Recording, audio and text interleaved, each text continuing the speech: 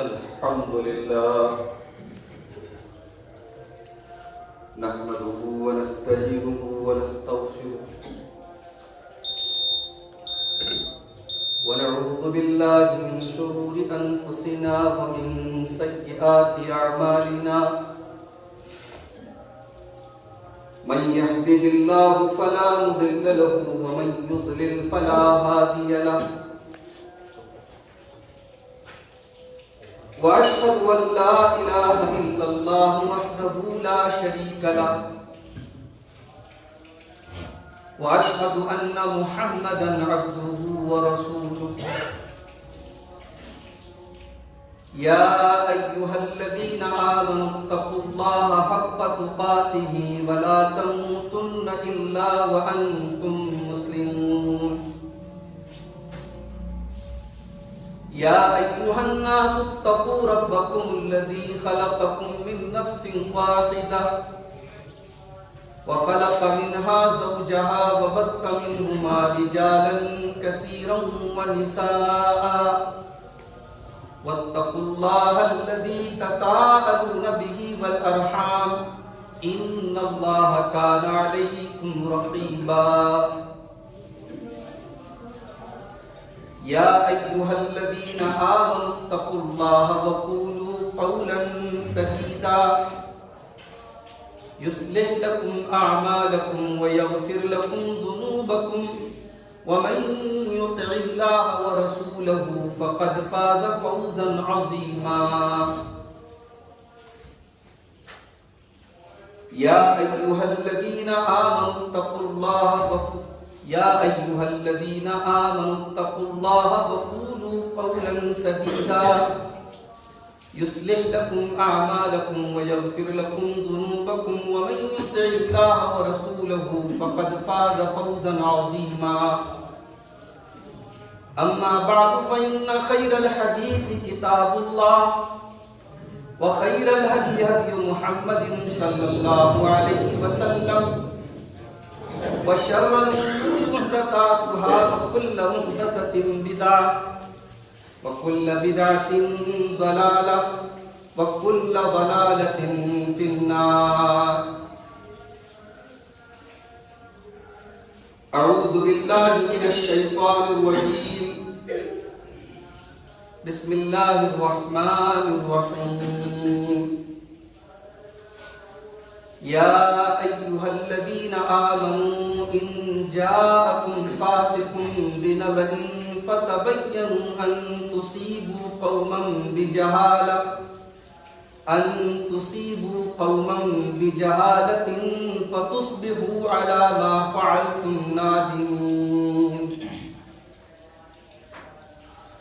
محترم حاضرین جمعہ، دینی و ملی بھائیوں، محترم بزرگوں، نوجوان ساتھیوں، پردہ نشین ماں اور بہن، قرآن حکیم کے 26ویں پارے کی ایک آیت کریمہ آپ کے سامنے پڑھی گئی. سورہ حجرات کی آیت نمبر 6. سورہ حجرات کی آیت نمبر 6 سے لے کر کے آیت نمبر 12 تک اللہ تعالیٰ نے 10 اصول بیان کیے، اور یہ 10 اصول ایسے ہیں کہ اگر ہم ان کو فالو کر لیں، ان پر چلنے لگے، تو ہمارے گھروں کے، ہمارے خاندانوں کے، ہمارے محلوں کے سارے جھگڑے ختم ہو جائیں. یہ جو ہر گھر میں جو جھگڑے ہیں، جو مقدمے بازیاں ہیں، جو اختلافات ہیں، جو بدگمانیاں ہیں، یہ سب دور ہو جائیں اگر ہم نے ان 10 اصول کو اپنا لیا. صرف ایک کان سے سننا نہیں ہے، دوسرے کان سے اڑانا نہیں ہے. اس کو سن کر کے دل میں اتار لیا اور یہ سوچ کر کے سنا کہ انشاءاللہ اس پر عمل کریں، تو میں امید کرتا ہوں کہ انشاءاللہ ہمارے معاشرے کی بہت ساری خرابیوں کی 10 باتیں ہیں، سنیں گے آپ انشاءاللہ، عمل کریں گے انشاءاللہ. سورہ حجرات قرآن کا 26واں پارہ آیت نمبر 6. پہلا اصول، یا ایھا الذین آمنوا ان جاءکم فاسق بنبأ فتبینوا. اے ایمان والو، جب تمہارے پاس کوئی فاسق آدمی، کوئی غیر معتبر آدمی، کوئی ناقابل بھروسہ آدمی کوئی خبر لے کر کے آئے، کوئی ایسا آدمی خبر لے کر کے آئے جس کی خبر کا یقین نہیں کیا جاتا ہے، جو جھوٹا ہے، جو بھروسے کے لائق نہیں ہے، جو وشواس کرنے کے لائق نہیں ہے، فَتَبَيَّنُوا، تو تم اس کی خبر کی پہلے تحقیق کر لو، جانچ پڑتال کر لو، چیک کر لو. کیونکہ اگر تم نے اس کی خبر پر یقین کر لیا، تم نے اس خبر کی تحقیق کرنے کی ضرورت نہیں محسوس کی، ان تصیبوا قوما بجہالۃ فتصبحوا علی ما فعلتم نادمین، تو ہو سکتا ہے کہ اس خبر کی وجہ سے تم کوئی قدم اٹھا لو، تم کوئی ری ایکشن کر لو، تمہاری طرف سے کوئی پرتکریا ہو جائے، اور تم پھر اس رد عمل کی وجہ سے، اس ری ایکشن کی وجہ سے تم کسی کو نقصان پہنچا دو. یہ پہلا اصول اللہ تعالیٰ نے کہ کوئی خبر لے کر کے آیا ہے اور خبر لانے والا فاسق ہے، انٹرسٹیبل ہے، وشواس کے لائق نہیں ہے، تو اس کی خبر کی آپ تصدیق نہ کر لیں، مان نہ لیں، پہلے تحقیق کریں. اب علماء نے ایک نقطہ یہاں اور بیان کیا. کبھی کبھی آپ حدیث کے بارے میں پڑھتے ہوں گے کہ بھئی یہ حدیث ضعیف ہے، تو بہت سارے لوگ یہ سمجھتے ہیں یہ اہل حدیث لوگ جو ہے اپنے من سے حدیث کو ضعیف کہتے ہیں. بھائی ہمارے گھر کی کھیتی تھوڑی ہے، ہم کون ہوتے ہیں کسی حدیث کو صحیح کہنے والے، ضعیف کہنے والے؟ اس کا بھی ایک میدان ہے، اس کے بھی ایکسپرٹ ہیں، وہ یہ فیصلہ کرتے ہیں کہ یہ حدیث صحیح ہے، یہ حدیث ضعیف ہے. جیسے ہمارے اس دور میں اللہ تعالیٰ نے ہمارے دو بڑے علماء کو الحمدللہ اس میدان میں بہت بڑا مقام دیا. اللہ دونوں کی قبروں کو نور سے بھر دے، دونوں کی مغفرت فرمائے. علامہ ناصر الدین البانی اور علامہ حافظ زبیر علی زئی رحمۃ اللہ علیہ. ان دونوں ایک کا تعلق ہمارے پڑوسی ملک سے تھا اور ایک کا تعلق عرب ممالک سے تھا، البانیہ سے ان کا تعلق. تو ان دونوں علماء نے یعنی بخاری اور مسلم پر تو سب کا اتفاق ہے، باقی کتابوں کی انہوں نے تحقیق کی اور باقاعدہ صحیح اور ضعیف کو چھانٹا، الگ کیا. تو حدیث کے ضعیف ہونے کی ایک وجہ یہ بھی ہوتی ہے کہ حدیث میں کوئی راوی مجہول ہے. مجہول کا کیا مطلب ہوتا ہے؟ مجہول کا مطلب یہ ہوتا ہے کہ راوی کا آتا پتہ نہیں کہ یہ راوی کیسا تھا، اس کا کیریکٹر کیسا تھا، اس کا اخلاق کیسا تھا، معلوم نہیں. تو جب کیریکٹر پتہ نہیں تو پھر حدیث صحیح نہیں مانی جائے. حدیث کے صحیح ہونے کے لیے راوی کے کیریکٹر کا اچھا ہونا ضروری ہے. بھائی پتہ نہیں، مجہول ہے، تو اب اچھا بھی ہو سکتا ہے، برا بھی ہو سکتا ہے. تو یہاں اللہ تعالیٰ نے جو ایک بات کہی کہ کوئی فاسق کوئی خبر لے کر کے آئے تو تحقیق کر لو، تو علماء نے نقطہ یہ بیان کیا کہ جو خبر لے کر کے آیا ہے، اگر اس کے بارے میں آپ کو پتہ نہیں کہ وہ فاسق ہے یا سچا ہے، وہ بھروسے کے لائق ہے یا بھروسے کے لائق نہیں ہے، تب بھی خبر کی تحقیق کر لیا. بھئی ایک آدمی خبر لے کے آیا، جھوٹا نہیں ہے وہ، ہم کو پتہ نہیں کہ وہ جھوٹا ہے کہ سچا ہے، تب بھی ہم اس کی خبر کو مان نہ لیں، تحقیق کر لیں. آج کتنے دنگے فساد ہو جاتے ہیں میرے بھائی جھوٹی خبروں کو سرکولیٹ کرنے، کتنے خاندانوں میں جھگڑے پڑ جاتے ہیں، کتنے رشتوں میں طلاق ہو جاتی ہے، کتنے بھائی بھائی میں مقدمے ہو جاتے ہیں غلط خبر کو آنکھ موند کر کے مانتے ہیں. اور ہمارا جو معیار ہے نا، ہماری فلاں سے دشمنی ہے، اب اس نے اگر ہمارے بارے میں کوئی بات کہہ دی، جھوٹی خبر ہے سچی خبر ہے کچھ بھی، اگر ہم سے کسی نے کہہ دیا بھائی فلاں صاحب نے آپ کے بارے میں ایسا کہہ دیا، تو چونکہ ہماری دشمنی ہے فوراً مان لیں. یہ نہیں ہونا چاہیے. اللہ نے پہلا اصول بیان کیا، خبر کی تحقیق کر دیا. یا ایھا الذین آمنوا ان جاءکم فاسق بنبأ فتبینوا، اے ایمان والو جب تمہارے پاس کوئی خبر آ جائے تو تم تحقیق کر لیا کرو، ورنہ تم کسی کا نقصان کر بیٹھو گے۔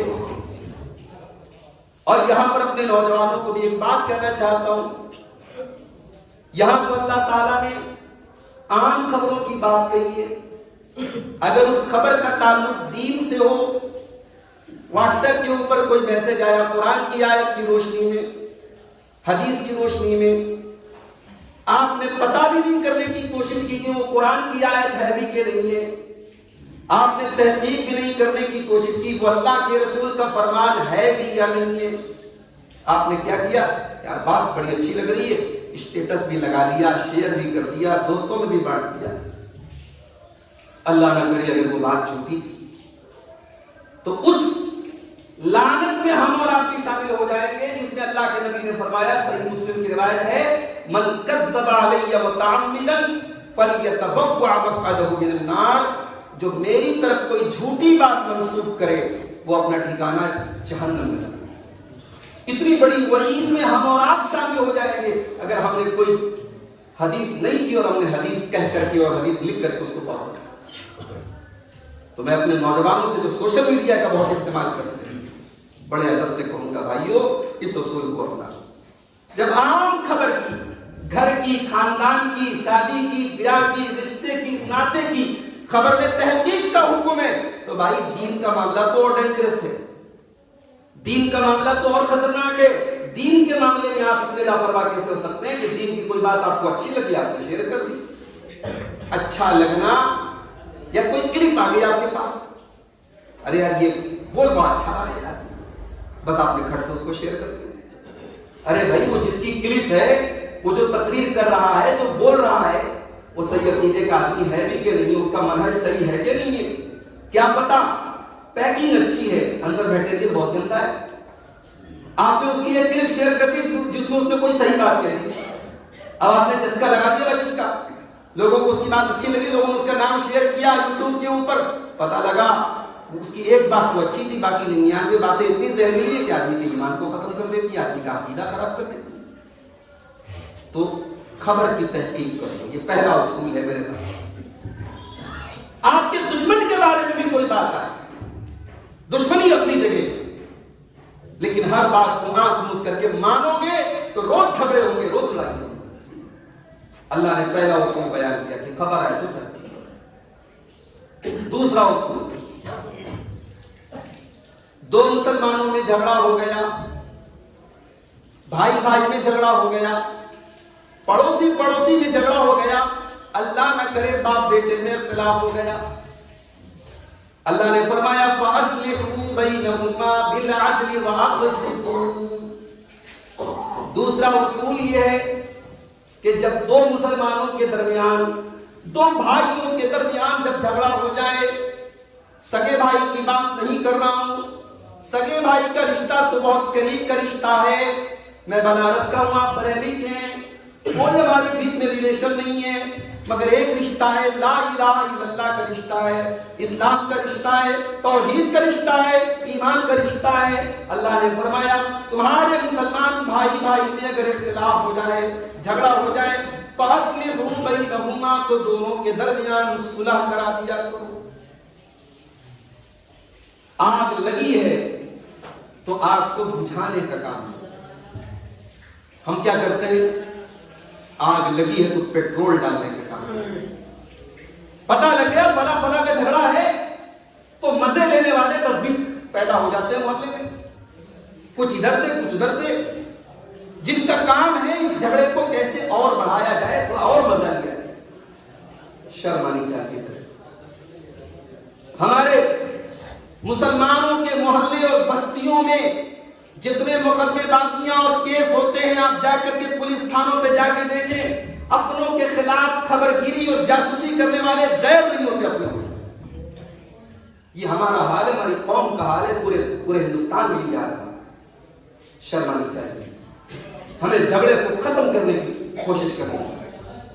ارے ہمارے دین نے تو یہاں تک کہا، بھئی ہمارے دین میں جھوٹ بولنا بہت بڑا گناہ ہے، لیکن اگر جھگڑے کو مٹانے کے لیے جھوٹ بھی بولنا پڑے، دو بھائیوں کے درمیان، دو پڑوسیوں کے درمیان، دو رشتہ داروں کے درمیان اختلاف کو ختم کرنے کے لیے جھوٹ بھی بولنا پڑے، اللہ کے پیارے حبیب صلی اللہ علیہ وسلم فرماتے ہیں لَيْسَ الْكَذَّابُ الَّذِي يُصْلِحُ بَيْنَ النَّاسِ، لوگوں کے درمیان جھگڑے کو مٹانے کے لیے، صلح کرانے کے لیے اگر کوئی جھوٹ بھی بول دے تو وہ جھوٹ نہیں ہے، اسلام نے اس کو جھوٹ نہیں مانا ہے۔ صلح کرانے کو اتنا بڑا کام قرار دیا اللہ کے نبی نے۔ ابو داؤد کی روایت حضرت ابو درداء حدیث کے راوی ہے، اللہ کے نبی فرماتے ہیں الا اخبرکم بافضل من درجۃ الصیام والصلاۃ والصدقہ، اے میرے صحابہ کیا میں تم کو ایسا عمل نہ بتا دوں جو روزے سے بھی افضل ہے، جو نماز سے بھی افضل ہے، جو صدقہ سے بھی افضل ہے، یعنی نفل نماز سے، نفل صدقہ سے اور نفل روزے سے بھی بہتر ہے۔ صحابہ نے کہا کہ اللہ کے رسول ضرور بتائیے ایسا کون سا عمل؟ آپ نے فرمایا اصلاح ذات البین، آپس میں صلح کرا دینا، آپس کے جھگڑوں کو ختم کرا دینا، خاندانوں کے، رشتہ داروں کے برسوں کے جھگڑوں کو مٹا دینا، یہ اتنا بڑا کام ہے، راتوں کی تہجد سے افضل ہے، یہ اتنا بڑا کام ہے، نفلی روزوں سے افضل ہے، اتنا بڑا کام ہے، مسجد اور مدرسوں اور اللہ کے راستوں میں لاکھوں روپے چندے دینے سے بہتر یہ کام۔ علماء نے کہا ایسا کیوں؟ جو تہجد پڑھ رہا ہے وہ بھی تو بہت بڑا کام کر رہا ہے، جو نفل روزہ رکھ رہا ہے وہ بھی تو بہت بڑی نیکی کر رہا ہے، جو اللہ کی راہ میں چندے دے رہا ہے وہ تو بہت بڑی نیکی کر رہا ہے۔ اللہ کے نبی نے ان سب سے افضل اس کو کیوں کہا؟ علماء کہتے ہیں آپ تہجد پڑھیں گے فائدہ آپ کو ملے گا، آپ روزہ رکھیں گے فائدہ آپ کو ملے گا، آپ اللہ کی راہ میں صدقہ خیرات کریں گے فائدہ آپ کا ہوگا، لیکن آپ جھگڑے مٹائیں گے نا، آپ صلح کرا دیں گے تو پورے سماج کا بھلا ہوگا، کسی ایک خاندان کا بھلا ہو جائے گا، دو پریواروں کا بھلا ہو جائے گا، تو یہ اتنا بڑا کام ہے۔ اللہ نے دوسرا اصول بتایا فَأَصْلِحُوا بَيْنَهُمَا بِالْعَدْلِ، دو بھائیوں کے درمیان جھگڑا ہو جائے تو تم انصاف کے ساتھ صلح کرا، تو انصاف کا بھی ذکر کیا۔ بھئی اگر آپ کو اللہ تعالیٰ نے یہ صلاحیت دی ہے، یہ ٹیلنٹ دیا ہے، آپ پر لوگ بھروسہ کرتے ہیں، تو آپ پکش پاد نہ کریں، آپ جانبداری نہ کریں، آپ بائسڈ نہ ہو، آپ ون سائیڈڈ نہ ہو، آپ حق اور انصاف کی بات کریں، جھوٹ بھی بول کر کے بات بنانی پڑتے بنا دے، جھگڑے ختم کر دیں آپ، تو یہ کام کرنا چاہیے۔ اور اس کا الٹا ہے جھگڑے کو بڑھانا، جھگڑے کو مٹانے کے لیے جھوٹ بولنا بھی جائز ہے، اور جھگڑے کو بڑھانے کے لیے سچ بولنا بھی حرام ہے۔ بھئی دو بھائیوں میں جھگڑا ہے، ایک بھائی نے دوسرے بھائی کے بارے میں کچھ برا بول دیا، اب آپ اس کی بات لے جا کے اس کو پہنچا رہے ہیں، بات بالکل صحیح پہنچا رہے ہیں، آپ سچی بات پہنچا رہے ہیں، مگر شریعت اس کو چغلی کہتی ہے اور یہ حرام ہے۔ تو جھگڑا ختم کرنے کے لیے جھوٹ بولنا بھی جائز ہے، اور جھگڑا بڑھانے کے لیے سچ بولنا بھی حرام ہے، یہ بات یاد رکھیں۔ تو دو اصول ہو گئے، تیسرا اصول وَأَقْسِطُوا، اور اے ایمان والو تم انصاف سے کام لیا کرو، ان اللہ یحب المقسطین، اللہ تعالیٰ انصاف کرنے والوں کو پسند کرتا ہے۔ ہمارے دین کے اندر انصاف کی اتنی اہمیت ہے، اپنے خلاف بھی بات پڑ جائے، اپنے رشتہ داروں کے خلاف بھی بات پڑ جائے، اپنے ماں باپ کے خلاف بھی بات پڑ جائے، شریعت نے ہم کو انصاف کا دامن ہاتھ سے چھوڑنے کی اجازت نہیں دی۔ انصاف کبھی ہاتھ سے نہیں چھوڑنا چاہیے۔ لوگ کہتے ہیں everything is fair in love and war, محبت اور جنگ میں سب جائز ہے۔ دنیا کے کسی احمق کا یہ قول ہے، دنیا کے کسی بہت بڑے اسٹوپڈ کا یہ قول ہے۔ ہماری شریعت میں نہ محبت میں سب کچھ جائز ہے، نہ جنگ میں سب کچھ جائز ہے۔ بھئی آپ کی کسی سے جنگ ہے، آپ کا کسی سے جھگڑا ہے، تب بھی آپ انصاف کا دامن ہاتھ سے نہیں چھوڑ سکتے۔ اللہ نے قرآن میں فرمایا وَلَا يَجْرِمَنَّكُمْ شَنَآنُ قَوْمٍ عَلَىٰ أَلَّا تَعْدِلُوا، تمہارا کسی سے جھگڑا ہو جائے، تمہارا کسی سے اختلاف ہو جائے، تب بھی ایمان والو تمہیں اس بات کی اجازت نہیں ہے کہ تم نا انصافی کرو، نا انصافی نہیں کر سکتے، انیائے نہیں کر سکتے، کسی کے ساتھ ظلم نہیں کر سکتے۔ جنگ کے میدان میں بھی ہماری شریعت نے رولز بتائے ہیں، ریگولیشنز بتائے۔ جنگ کے میدان میں کون رول فالو کرتا ہے؟ بڑے بڑے دنیا کی بڑی بڑی مہذب قوموں نے جب جنگ کی نا کسی سے تو جو جی چاہا وہ کیا. دنیا کا بڑا ٹھیکیدار بنتا ہے امریکہ، تہذیب کا، تمدن کا اور کلچر کا. افغانستان کے خلاف اس نے جنگ چھیڑی، عراق کے خلاف اس نے جنگ چھیڑی، اور وہاں کے قیدیوں کے ساتھ کیسا جانوروں کا سلوک کیا. آپ نے اس زمانے میں نیوز میں پڑھا ہوگا، دیکھا ہوگا. اسلام وہ دین ہے جو کہتا ہے جنگ کے میدان میں کسی بچے کو قتل نہیں کرنا، کسی عورت پر ہاتھ مت اٹھانا، کسی بوڑھے کو قتل مت کرنا. کوئی عبادت میں مشغول ہے اس عبادت کرنے والوں کو مت چھیڑنا. کوئی دنیا کی کوئی دین، کوئی مذہب جنگ کے میدان کے لیے ریگولیشنز اور اصول اور قانون طے نہیں کرتا. ہمارا دین وہ دین ہے، اللہ کا دین ہے، اس نے جنگ کے میدان کے اصول بتائے ہیں. تو کہا کہ انصاف کا دامن ہاتھ سے چھوٹنا نہیں چاہیے. پیارے نبی کے دور میں ایک بہت بڑا خاندان تھا، قبیلے بنو مخزوم کا خاندان. یہ قریش کا بہت بڑا خاندان ہے، حضرت خالد بن ولید کا خاندان ہے. یہ اس خاندان کی ایک عورت نے چوری کر دی. ابو جہل کا بھی تعلق اسی خاندان سے تھا، بنو مخزوم سے. تو اس خاندان کی ایک عورت نے چوری کر لی. اس عورت کا نام تھا فاطمہ. اب اس وقت اللہ کا یہ قانون آ چکا تھا کہ چوری کرنے والے کا ہاتھ کاٹا جائے. اب خاندان کے لوگ بڑے پریشان ہوئے کہ ہمارے خاندان کی ناک کٹ جائے، ہمارے خاندان کی عورت کا ہاتھ کاٹا جائے. اب بھائی لیکن اسلام کی سزا ہے، اسلام کا قانون ہے، اور اسلام کے قانون پر عمل کروانے والی شخصیت اس وقت جناب محمد رسول اللہ صلی اللہ علیہ وسلم کی. اللہ کے رسول کے سامنے کون جا کر کے جرأت ہے کس کی بات ہے؟ تو لوگوں نے حضرت اسامہ بن زید کو پکڑا، کہا کہ بھئی آپ اللہ کے رسول کے بڑے چہتے ہیں، بڑے لاڈلے ہیں، آپ ذرا چل کر کے اللہ کے رسول کے پاس ہماری سفارش کر دیجیے اس عورت کے حق. حضرت اسامہ آئے، بخاری کے الفاظ ہیں، اللہ کے رسول سے ریکویسٹ کی، گزارش کی کہ اللہ کے رسول عورت بہت اونچے خاندان کی ہے، سزا دی جائے گی تو خاندان کی ناک کٹ جائے گی، آپ کوئی اور سزا دے دیں. اللہ کے نبی کا چہرہ غصے سے لال ہو گیا، غصے سے سرخ ہو گیا آپ کا چہرہ، اور آپ نے بڑے غصے میں حضرت اسامہ سے کہا اتشفع فی حد من حدود اللہ، اے اسامہ تمہاری ہمت کیسے پڑی، تم اللہ کے قانون کے بارے میں میرے پاس سفارش لے کر کے آ گئے. پھر آپ منبر پر تشریف لائے اور آپ نے خطبہ دیا، اور خطبے میں آپ نے فرمایا تم سے پہلے کے لوگ اسی لیے ہلاک ہو گئے، برباد ہو گئے کہ جب ان کا کوئی بڑا آدمی چوری کرتا تھا اس کو چھوڑ دیتے تھے، اور کوئی کمزور آدمی وہی کام کرتا تھا اس کو سزا دیتے تھے. یہ کام میں نہیں کر سکتا. واللہ لو ان فاطمہ بنت محمد سرقت لقطعت یدها، اگر میری بیٹی، یہ تو فاطمہ بنو مخزوم کی فاطمہ ہے، اگر محمد رسول اللہ کی بیٹی فاطمہ بھی اگر آج یہاں کھڑی ہوتی اور اس کے اوپر چوری کا الزام ہوتا لقطعت یدها، تو محمد صلی اللہ علیہ وسلم اس کے بھی ہاتھ کاٹنے کا. تو انصاف اس کو کہتے ہیں. تو اللہ تعالیٰ نے تیسرا اصول بیان کیا. خاندانوں کے جھگڑے کیوں ہیں؟ کیونکہ ہمارے اپنے لیے اسٹینڈرڈ الگ ہے، دوسروں کے لیے الگ ہے. اپنے لیے معیار الگ ہے، دوسروں کے لیے الگ ہے. اپنی بہن بیٹیوں کے لیے الگ ہم نے معیار بنا کے رکھا ہے اور دوسروں کے لیے الگ بنا کے رکھا ہے. ایسا نہیں چلتا میرے بھائی. جو اپنے لیے پسند کرو یہ اپنے بھائی کے اسلام کی بات ہے. ہم نہیں چاہتے ہماری عزت و آبرو پر کوئی حملہ کرے. ہم نہیں چاہتے ہمارے گھر کی طرف کوئی غلط نظر اٹھا کے دیکھے. ہم نہیں چاہتے کوئی ہماری عزت و آبرو پر حملہ کرے. تو پھر ہماری آنکھیں کیوں غلط جگہ اٹھتی ہیں، ہماری زبانیں کیوں غلط جگہ چلتی ہیں، اور ہم کیوں دوسروں کی عزت و آبرو پر حملہ کرتے ہیں؟ تو تیسرا اصول یاد رکھیے، اللہ نے کیا فرمایا؟ انصاف کا دامن ہاتھ سے نہیں کھانا چاہیے. قیامت کے دن اللہ تعالیٰ اپنے 7 خوش نصیب بندوں کو اپنے عرش کا سایہ ہے. جانتے ہیں ان 7 خوش نصیبوں میں سب سے پہلے نمبر پر کس کا نام لیا اللہ کے نبی نے؟ امام عادل، وہ امام جو عدل و انصاف کرنے والا.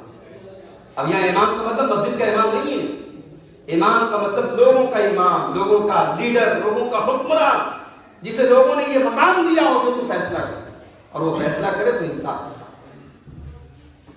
چوتھا اصول، یا ایھا الذین آمنوا لا یسخر قوم من قوم عسى ان یکونوا خیرا منهم. اے ایمان والو، خبردار کوئی کسی کا مذاق نہ اڑائے، کوئی مرد کسی مرد کا مذاق نہ اڑائے. ولا نساء من نساء، اور کوئی عورت کسی عورت کا مذاق نہ اڑائے، عسى ان يكن خيرا منهن، ہو سکتا ہے کہ تم جس کا مذاق اڑا رہے ہو وہ تم سے بہتر ہو اللہ تعالیٰ کے نزدیک۔ مذاق اڑانا، کسی کو حقیر سمجھنا، اللہ نے اگر آپ کو دولت دی بہت اچھی بات، لیکن اس کا یہ مطلب نہیں ہے کہ آپ کے پاس دولت ہے تو آپ بہت اونچے ہو گئے اور جس کے پاس دولت ہے بہت اونچا ہو گیا، یہ مطلب نہیں۔ اگر آپ بڑے ہیں، خاندان کے، سماج کے بڑے ہیں، بہت اچھی بات ہے، لیکن دوسروں کو حقیر سمجھنے کا لائسنس آپ کو کیسے مل گیا بھائی؟ تکبر اسی کا نام ہے، گھمنڈ اسی کا نام ہے، اہنکار اسی کا نام ہے۔ اللہ کے نبی نے فرمایا لا يدخل الجنة من كان في قلبه مثقال ذرة من الكبر، ذرہ برابر جس کے دل میں تکبر ہوگا وہ جنت میں نہیں جا سکتا۔ صحابہ گھبرا گئے، اے اللہ کے رسول یہ تو بڑی خطرناک بات ہے، ذرہ برابر بھی تکبر ہوگا آدمی جنت میں نہیں جائے گا، تو کون ہے جس کے اندر تھوڑا بہت تکبر نہ ہو؟ ہر آدمی چاہتا ہے کپڑا اچھا ہو، ہر آدمی چاہتا ہے اس کا مکان اچھا ہو، اس کے لباس اچھے ہوں، تو اب ظاہر ہے لباس اچھا ہے، کپڑا اچھا ہے، مکان اچھا ہے، تو اپنے سے کمزور کو دیکھ کر کے ایک قسم کی سپیورٹی، ایک قسم کی برتری، ایک قسم کے بڑپن کا احساس تو ہو جائے۔ تو اللہ کے رسول تو بڑی مشکل بات ہے۔ اب اللہ کے نبی کا جملہ سنو، آپ نے فرمایا ان اللہ جمیل یحب الجمال، اچھا کپڑا پہننا، اچھا مکان بنانا یہ گناہ نہیں ہے، اللہ تعالیٰ تو جمیل ہے، خوبصورت ہے، اور اللہ خوبصورتی کو پسند کرتا ہے۔ اللہ تعالیٰ خوبصورت، اگر انسان اپنے شکل و صورت کو شریعت کے حد میں رہ کر کے، یہ بھی یہ جو ہے نا ٹرم اینڈ کنڈیشن اپلائڈ، خوبصورتی کے نام پر ہم داڑھی صاف کر لیں، خوبصورتی کے نام پہ ہمارے نوجوان آدھا بال اپنا ایک طرف کا صاف کر لیں، ایک طرف کا رکھ لیں، یہ خوبصورتی نہیں، یہ جو ہے یہ شیطانیت ہے، سمجھ رہے ہیں؟ شریعت کے دائرے میں رہ کر کے بہترین اعلیٰ کپڑے پہنے، آپ بہترین آپ چشمے وشمے لگا لیں، خوبصورت گھڑیاں پہنے، کوئی مسئلہ نہیں۔ اللہ تعالیٰ خوبصورتی کو پسند کرتا ہے۔ تکبر کیا ہے؟ الکبر بطر الحق وغمط الناس، تکبر یہ ہے کہ حق بات آپ کے سامنے بیان ہو رہی ہے مگر آپ صاحب ڈٹے ہوئے ہیں کہ نہیں میں اس کو مانوں گا تو میری ناک کٹ جائے گی۔ جیسے ابو جہل کا معاملہ تھا، ابو لہب کا معاملہ تھا۔ ابو جہل تو کہتا تھا میں جانتا ہوں تم اللہ کے رسول ہو مگر میں تم کو مان نہیں سکتا۔ تو جو حق کو جانے اور نہ پہچانے اس سے بڑا جاہل کوئی نہیں ہے، اس سے بڑا متکبر کوئی نہیں ہے، اس سے بڑا گھمنڈی کوئی نہیں ہے۔ وغمط الناس، اور لوگوں کو حقیر جانے، جو میرے بھائیوں لوگوں کو حقیر مت جانے، اپنی دولت، اپنے مقام، اپنے اسٹیٹس پر ناز مت کیجئے۔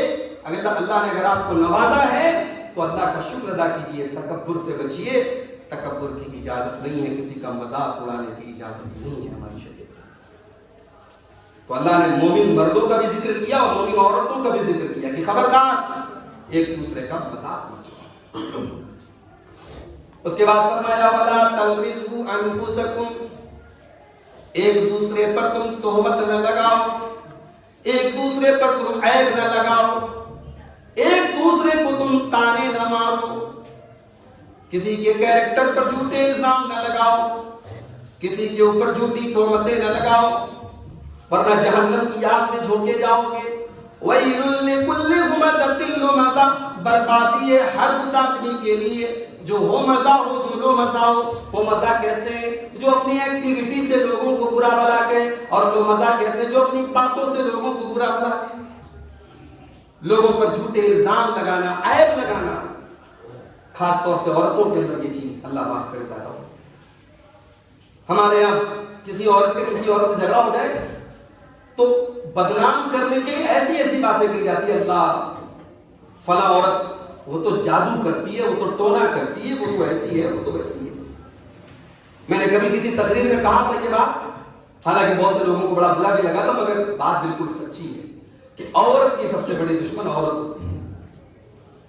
سب زمانے کی آپ گھر گھر کی کہانیاں اور خبریں اٹھا کے آپ دیکھیں تو عورت کے کیریکٹر اور عورت کی عزت پر بھی حملہ کرنا، جھوٹا الزام لگانا شریعت کی نظر میں اتنا بڑا گناہ ہے کہ اللہ نے قرآن میں فرمایا سورہ نور کے اندر وَالَّذِينَ يَرْمُونَ الْمُحْصَنَاتِ ثم لم یاتوا باربعۃ شہداء فاجلدوہم 80 جلدہ، جو پاک دامن عورتوں پر زنا کی تہمت لگا دیں، جھوٹی تہمت لگا دیں اور 4 گواہ نہ لے کر کے آ سکیں، جو ثبوت ہے وہ پیش نہ کر سکیں، فاجلدوہم 80 جلدہ، تو 80 کوڑے ان کو مارو۔ اللہ، اسلام کی نظر میں ایک عورت کی رسپیکٹ کیا ہے، ایک عورت کی آبرو کا مقام کیا ہے، کہ اگر آپ نے عورت کے اوپر جھوٹا الزام لگایا تو اللہ تعالیٰ کہہ رہا ہے 80 کوڑے لگائے جائیں گے الزام لگانے میں۔ اور یہی نہیں، وَلَا تَقْبَلُوا لَهُمْ شَهَادَةً أَبَدًا، عورت کے کیریکٹر پر جھوٹا الزام لگانے والے کی گواہی آئندہ قبول نہیں کی جائے۔ اسلامی عدالت میں نوٹ کر دیا جائے گا کہ یہ آدمی اوشوسنیہ ہے، یہ بھروسے کے لائق نہیں ہے، اس کی گواہی آج کے بعد قبول نہیں کی جائے۔ تو اللہ نے کہا وَلَا تَلْمِزُوا أَنفُسَكُمْ، یہ پانچواں اصول ہے کہ خبردار ایک دوسرے پر عیب نہ لگاؤ۔ نمبر 6، وَلَا تَنَابَزُوا بِالْأَلْقَابِ، اور اے مسلمانوں تم ایک دوسرے کو برے نام سے یاد نہ کرو، برے لقب سے نام یاد نہ کرو۔ اچھا بھلا کسی کا نام آپ نام بگاڑ کے اس کو پکارے، کسی کے جسمانی کسی عیب کو بنیاد بنا کر کے اس کے نام سے اس کو پکارے، یہ جائز نہیں ہے، یہ غلط ہے، یہ تکلیف دہ چیز ہے۔ اللہ کے نبی کی بیویوں میں ظاہر ہے کہ 9 بیویاں آپ کی ساتھ میں رہتی تھیں۔ اب ظاہر ہے حضرت سودا بہت لمبی چوڑی تھی، حضرت عائشہ اور حضرت زینب سب سے خوبصورت تھی، تو ظاہر ہے 9 بیویاں تھیں، 9 الگ الگ خاندان کی تھی، 9 الگ الگ طریقے کے ان کے مزاج تھے۔ تو آپ کی ایک بیوی تھی حضرت صفیہ، ان کی ہائٹ تھوڑی کم تھی۔ اب ظاہر ہے سوکن میں تو بھائی فطرت ہوتی ہے عورت۔ اب حضرت عائشہ رضی اللہ تعالی عنہا اور حضرت صفیہ میں ایک مرتبہ کچھ آپس میں کہا سنی ہوگی، تو حضرت عائشہ نے اللہ کے رسول سے کہا حسبک من صفیہ کذا و کذا، کہ آپ صفیہ کے چکر میں پڑے رہتے، وہ تو بس اتنی سی ہے، ٹھگنی سی ہے۔ حضرت عائشہ نے حضرت صفیہ کی ہائٹ کو لے کر کے ان کو برا کہا، ان کے قد کو لے کر کے حضرت عائشہ نے برا بلا کہہ دیا۔ ابو داؤد کے الفاظ ہیں، اللہ کے پیارے نبی نے بڑے غصے میں فرمایا یا عائشہ لقد قلتی کلمۃ لو مزجت بماء البحر لمزجته، اے عائشہ تم نے ایسی بات کہہ دی ہے اگر سمندر میں وہ بات ملا دی جائے تو پورے دریا کا پانی، پورے سمندر کا پانی خراب ہو جائے، اتنی خطرناک بات۔ میرے بھائیو، آج ہم اپنے گھر میں جو کام کرنے والے نوکر چاکر ہوتے ہیں کتنے بدتمیزی سے بات کرتے ہیں۔ بھیا وہ آپ کے یہاں کام کر رہا ہے، اس کا یہ مطلب نہیں ہے کہ آپ جو چاہے سے بولیں۔ حضرت ابو ذر غفاری رضی اللہ تعالیٰ عنہ نے اپنے غلام کو ایک مرتبہ غصے میں اس کی ماں کا نام لے کر کے کچھ برا بلا کہتا ہے، تیری ماں تو ایسی تھی، ماں کا نام لے کر کے آگ دلا دی۔ اللہ کے رسول کے کانوں میں آواز پہنچی، آپ نے فرمایا اعیرتہ بأمی، اے ابو ذر تمہاری ہمت کیسے پڑی کہ تم نے اس غلام کو اس کی ماں کا نام لے کر کے تم نے آگ دلائی اور اس کی ماں کا نام لے کر کے تم نے برا بلا کہا۔ اے ابو ذر کان کھول کر کے سنو، یہ نوکر، یہ چاکر، یہ خادم، یہ تمہارے بھائی ہیں، یہ تو اللہ کا احسان ہے کہ اس نے ان کو تمہارے انڈر میں کر دیا۔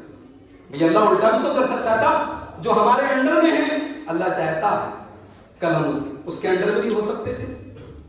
اس ملک میں 1000 سال حکومت کرنے کے بعد آج ایک قوم کا حال یہ ہے کہ وہ دوسروں کے رحم و کرم کی طرف دیکھ رہی ہے، آسرا دیکھ رہی ہے، اور اس کے جان و مال پر خطرے بنے ہوئے، سمجھ رہے آپ؟ تو یہ تو اللہ تعالیٰ کا ایک نظام ہے، گردش زمانہ پھرتا رہتا ہے، کبھی کوئی اوپر کبھی کوئی نیچے ہو جاتا ہے۔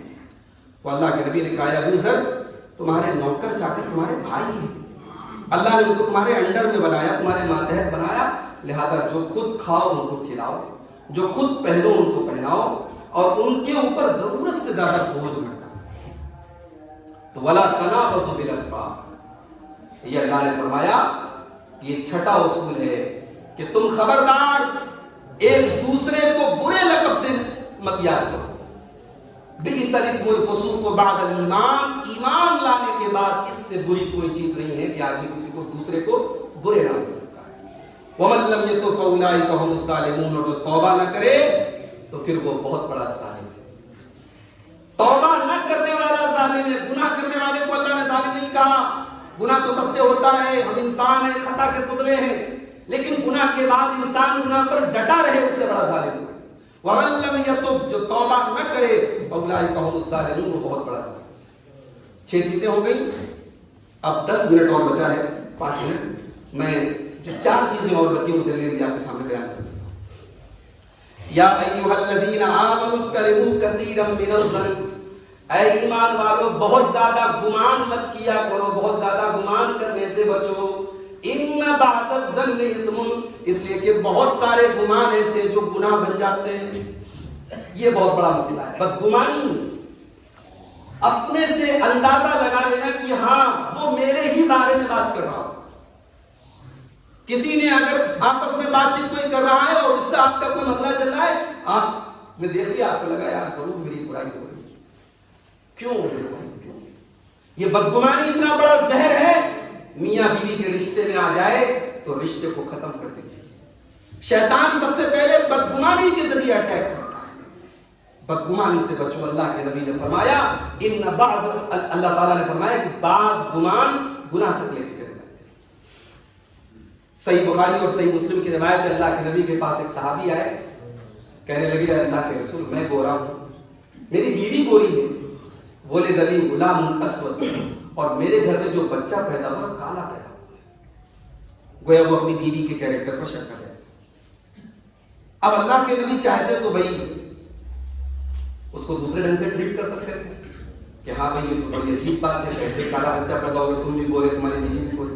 لیکن اللہ کے نبی نے بدگمانی کو کیسے دور کیا, ذرا اس واقعے میں دیکھیں. بخاری کے الفاظ ہیں, اللہ کے نبی نے صحابی سے پوچھا اچھا کالا بیٹا پیدا ہوا ہے, اچھا یہ بتاؤ حل لک من ابل, تمہارے پاس اونٹ ہے؟ کہا کہ ہاں اللہ کا اونٹ ہے. آپ نے پوچھا اونٹ کس رنگ کا ہے؟ کہا کہ سب سرخ رنگ کے ہیں, لال رنگ کے اونٹ ہے میرے پاس. آپ نے پوچھا حل فیہا من اورق, کیا اس میں کچھ مٹیالے کلر کے یا کچھ گرے کلر کے بھی کچھ اونٹ ہیں؟ کہا کہ ہاں اللہ کا کچھ اس میں اونٹ گرے کلر کے بھی, مٹیالے کلر کے. تو آپ نے پوچھا یہ لال اونٹوں میں گرے کلر کا اونٹ کہاں سے آیا؟ تو صحابی نے کہا کہ نزعہ ارق, بھئی ہو سکتا ہے کہ اس اونٹ کی پچھلی نسل میں سے کوئی گرے کلر کا رہا ہو اور اس کی کوئی رگ جو ہے وہ کھچ کر کے چلی آئی اس بچے کے اندر, یہ بچہ گرے کلر کا پیدا ہو گیا. کہا بس جو تمہارا اونٹ کا مسئلہ ہے یہ انسان کا مسئلہ ہے. اس بنیاد پر کہ بچے کا رنگ کالا ہے تمہیں اپنی بیوی کے کیریکٹر پر شک کرنے کی اجازت نہیں ہے. اللہ, یہ ہمارے دین کی تعلیم ہے. آنکھ موند کر کے بھروسہ کرنا, بھائی گھر میں ہم پردے کا ماحول نہ رکھے, محرم کا ماحول نہ رکھے, لڑکی کو کہیں بھی جانے دے, بہو کو کہیں بھی جانے دے, یہ بھی شریعت کی تعلیم نہیں ہے. شریعت کی جو لمٹ ہے, جو پابندی ہے, اس پر ہم خیال رکھیں, اور بلا وجہ ہم شک شبہ کریں اور بدگمانی کریں, یہ بھی شریعت میں اجازت اس کی نہیں ہے. تو اللہ نے یہ 7واں اصول بتایا کہ خبردار بدگمانی سے بچو. بہت ساری بدگمانی ایسی ہے جو گناہ تک لے کے جاتی ہے. اس کے بعد فرمایا والا تجسسوا, اور جاسوسی نہ کرو, ایک دوسرے کی ٹو میں نہ لگے رہا کرو. کون کیا کھا رہا ہے, کون کیا پی رہا ہے, کون کس سے کیا باتیں کر رہا ہے, تم اس چکر میں نہ پڑے رہا کرو. بلا اجازت کسی کی کال ریکارڈ کر لینا, بلا اجازت کسی کا میسج اپنے موبائل میں شیئر کر لینا, فارورڈ کر لینا, یہ ساری چیزیں اس آیت کی کیٹیگری میں آ جائیں. یہ جاسوسی میں آ جائیں, اور جاسوسی اتنا بڑا گناہ ہے اسلام کی نظر میں. اللہ کے نبی نے فرمایا, بخاری کی روایت ہے, اگر کوئی کسی کے دروازے پہ جا کے کان لگا کے اس کی بات سنے, اور وہ لوگ پسند نہیں کرتے کہ ہماری بات سنی جائے, بغیر اجازت کسی کے دروازے پہ جا کے اس کی بات سنے گا, صب فی اذنہ العنق یوم القیامہ, تو قیامت کے دن پگھلا ہوا لوہا اس کے کان میں ڈالا جائے گا, پگھلا ہوا تانبا اس کے کان میں ڈالا جائے گا. اللہ ہم سب کی حفاظت فرمائے. تو جاسوسی نہ کریں, خبردار, نہ دیکھ کر کے اپنی آنکھوں کی بھی حفاظت کریں, اپنے کانوں کی بھی حفاظت کریں. تو یہ ہو گئی 8ویں چیز. نمبر 9, ولا یغتب بعضکم بعضا, اور اے مسلمانوں خبردار, ایک دوسرے کی غیبت مت کرو. یہ غیبت کیا ہے؟ بخاری اور مسلم کی روایت ہے, اللہ کے نبی نے صحابہ سے پوچھا جانتے ہو غیبت کیا ہے؟ صحابہ کی عادت تھی، مسئلہ پتہ رہتا تھا، بات پتہ رہتی تھی، لیکن جب نبی سوال کرتے تھے تو صحابہ جواب نہیں دیتے تھے. صحابہ بس ایک ہی بات کہتے تھے، اللہ زیادہ جانتا ہے، رسول زیادہ جانتا ہے. کیا پتا ہو سکتا ہے نبی جو سوال کر رہے ہیں کوئی نیا پہلو ہمیں بتانے والے ہیں. ہمارے یہاں یہ بھی بہت بڑا مسئلہ ہے کہ عوام جو ہے وہ علماء کے سامنے خود کو بہت بڑا عالم سمجھنے لگتی ہے. عالم بیٹھا ہے، کوئی سوال کرنے والا ہے، عالم ابھی بول نہیں رہا ہے، بغل میں بیٹھا جاہل بڑھ سے بول رہا ہے ہاں بھائی ایسے کر دو، یہ حلال ہے، یہ حرام ہے. بھائی تو پھر تو ہی آ کے منبر بھی سنبھال لے، محراب بھی سنبھال لے، تو ہی نا. کیا تماشا ہے میرے بھائی. ہر آدمی کو اپنی لمٹ پہ رہنا چاہیے.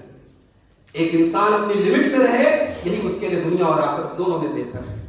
سمجھ رہے ہیں؟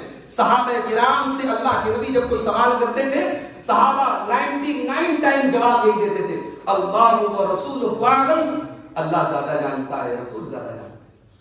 تو صحابہ سے پوچھا اللہ کے رسول غیبت کیا ہے؟ صحابہ نے کہا اللہ زیادہ جانتا ہے، رسول زیادہ جانتا ہے. اللہ کے پیارے نبی صلی اللہ علیہ وسلم فرمایا غیبت یہ ہے ذکرک اخاک بما یکرہ.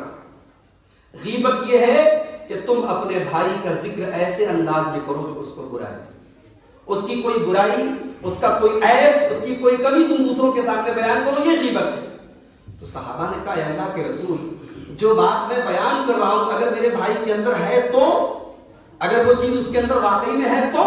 آپ نے فرمایا تبھی تو غیبت ہے، اگر وہ چیز نہیں ہے تب تو بہتان ہے، جو اور بڑا گناہ ہے.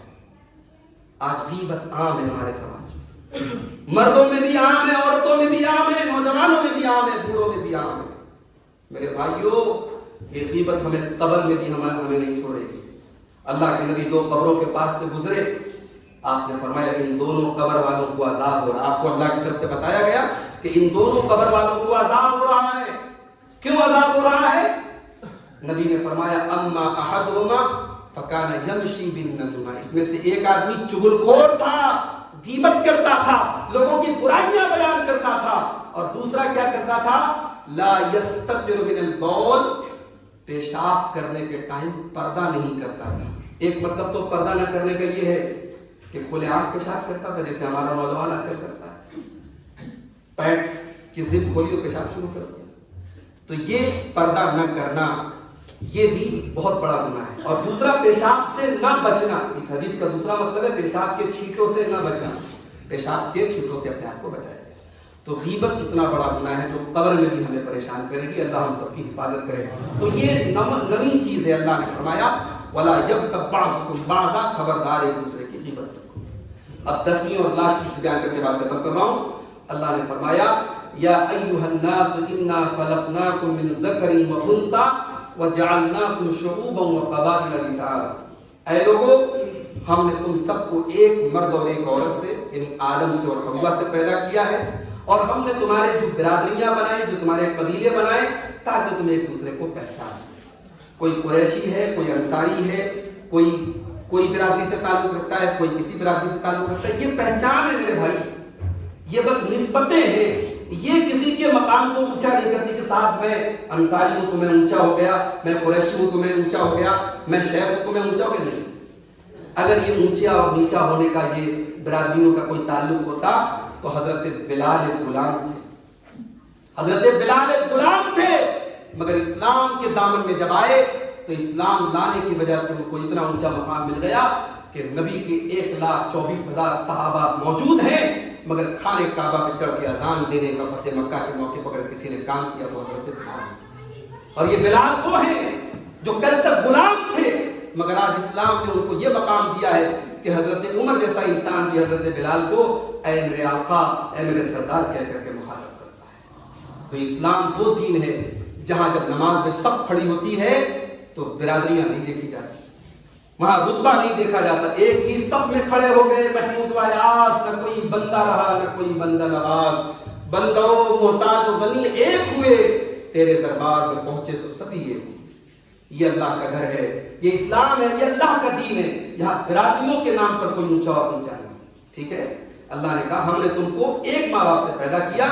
ہاں اگر اونچا بننا ہے، اونچا مقام حاصل کرنا ہے اللہ کے یہاں، تو اللہ کا جو مقام جنت میں ملے گا، جو درجہ ملے گا، وہ برادری کے اعتبار سے نہیں ملے گا، وہ آپ کے خاندان کے حساب سے نہیں ملے گا. ان اکرمکم عند اللہ اتقاکم، وہ آپ کے تقوی کے حساب سے ملے گا. اللہ ہم سب کو تقویٰ کی توفیق عطا فرمائے۔ یہ 10 اصول تھے میرے بھائیوں جو میں نے آپ کے سامنے بیان کیے۔ اللہ سے ہم دعا کرتے ہیں اللہ ان 10 اصولوں کو ہم سب کو اپنانے کی توفیق عطا فرمائے۔ آپ جانتے ہیں میرا تعلق بنارس سے ہے۔ بنارس سے تقریباً 20 کلومیٹر دور ایک جگہ پڑتی ہے، بہت مشہور جگہ ہے مغل سرائے۔ وہاں ابھی تک اپنی جماعت کی کوئی مسجد نہیں تھی۔ اب وہاں ماشاءاللہ کچھ نوجوان کھڑے ہوئے ہیں جنہوں نے مسجد کو تعمیر کرنے کا ذمہ لیا ہے، اور انہوں نے ایک زمین بھی خریدنے کا ارادہ کیا۔ تقریباً 40 لاکھ روپے اس زمین کی قیمت میں خرچ ہے، جس میں سے 22-23 لاکھ روپے کا ان لوگوں نے انتظام کر لیا ہے۔ تو ہمارے ساتھ آئے ہیں راشد بھائی، وہاں سے آئے ہیں مغل سرائے سے۔ تو اب اس مسجد کی زمین خریدنے میں جو رقم باقی بچی ہے اس کے لیے وہ لوگ پریشان ہیں۔ میں چاہتا ہوں اللہ نے آپ سب کو نوازا ہے، مزید اللہ تعالیٰ آپ کو نوازے۔ آپ یہاں کی مسجدوں کو دیکھ کر کے بھی دل بار بار ہو گیا۔ بھائی لوگ اپنے مکانوں پر بہت خرچ کرتے ہیں، لیکن اللہ کے گھر پر بھی خرچ کرنا اور اس کو شاندار طریقے سے تعمیر کرنا، یہ یقیناً اس بات کی علامت ہے کہ اللہ نے آپ کو جذبہ دیا ہے۔ میں آپ سب سے اپیل کرتا ہوں، مسجد کی زمین کا معاملہ ہے، اپنی ماں بہنوں سے بھی گزارش کروں گا کہ اس میں آپ بڑھ چڑھ کر کے تعاون کریں، اس لیے کہ جب تک یہ مسجد کی زمین پر موجود رہے گی تب تک اس کا ثواب انشاءاللہ آپ کو اور جس کی طرف سے آپ نے صدقہ کیا ہے اس کو ملتا رہے گا۔ اللہ سے دعا کیجیے اللہ تعالیٰ اس مسجد کو جلد سے جلد وہاں کے لوگوں کو حاصل کرنے کی توفیق عطا فرمائے، اور ہم سب کو اس کار خیر میں حصہ لینے کی توفیق دے۔ اللہ تعالیٰ ہم سب کو ہر بیماری سے، ہر وبا سے محفوظ رکھے۔ ہمیں سے جو لوگ روزی روٹی سے پریشان ہیں اللہ ان کے کاروبار میں برکت نصیب فرمائے۔ اللہ رزق حلال کی ہم سب کو توفیق عطا فرمائے۔ اللہ ہم سب کے دلوں میں ایک دوسرے کی محبت اور نفرت پیدا فرما دے۔ اللہ آپس کی رسہ کشی سے، آپس کے اختلاف سے ہم سب کو دور رکھے۔ اللہ تعالیٰ ہمارے ملک کی حفاظت فرمائے، ہمارے ملک کو ظالموں کے ظلم سے، شریروں کے شر سے اللہ تعالیٰ محفوظ رکھے۔ اللہ ہمارے جان و مال کی، ہمارے عزت و آبرو کی حفاظت فرمائے۔ اللہ ہماری مسجدوں کی، ہمارے دینی اداروں کی حفاظت فرمائے۔ جب تک ہم دنیا میں زندہ رہیں اسلام پر زندہ رہے، اور ہم سب کا خاتمہ ایمان پر ہو۔ آمین۔ وآخر دعوانا ان الحمد للہ رب العالمین۔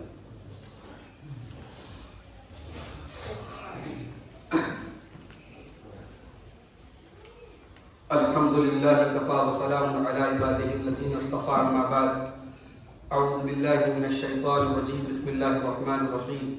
ان اللہ وملائکتہ یصلون علی النبی یا ایھا الذین آمنوا صلوا علیہ وسلموا تسلیما۔ اللهم صل على محمد وعلى آل محمد كما صليت على إبراهيم وعلى آل إبراهيم إنك حميد مجيد۔ اللهم بارك على محمد وعلى آل محمد كما باركت على إبراهيم وعلى آل إبراهيم إنك حميد مجيد۔ اللهم أعز الإسلام والمسلمين وأذل الشرك والمشركين ودمر أعداء الدين، آمين۔ إن الله يأمر بالعدل والإحسان وإيتاء ذي القربى وينهى عن الفحشاء والمنكر والبغي يعظكم لعلكم تذكرون۔ اذكروا الله يذكركم وادعوه يستجب لكم ولذكر الله أكبر وعلى